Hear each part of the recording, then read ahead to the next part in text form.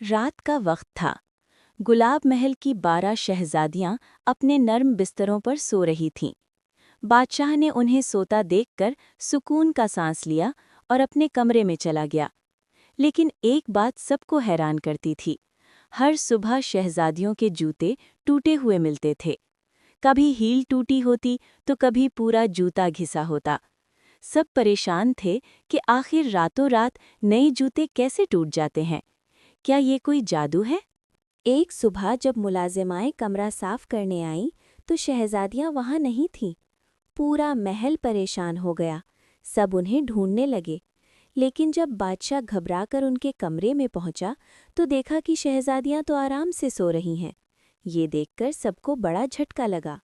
बादशाह ने अपने बेटे शहजादा ज़ैन को बुलाया और कहा, ज़ैन, आज रात तुम उन पर नज़र रखना।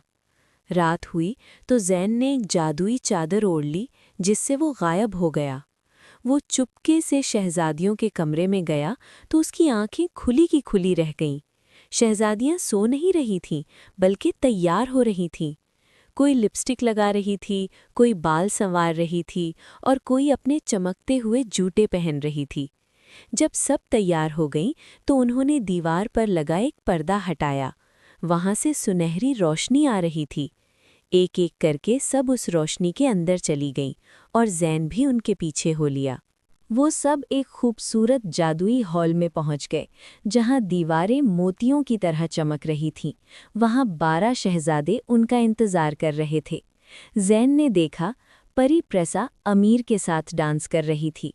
परी माया काशान के साथ हंस रही थी। परी ज़ोया हमज़ा के साथ बाग में टहल रही थी। ज़ैन ये सब देखकर हैरान था कि अचानक एक बहुत प्यारी परी उसके सामने आई। उसका नाम नूर था।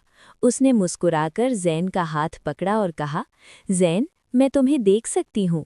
आओ, हमारे साथ इस जश्न में शामिल हो जाओ। अगली सुबह ज़ैन ने बादशाह को सब सच बता दिया। बादशाह बहुत खुश हुआ और उसने उन तमाम शहजादों को महल बुलाया।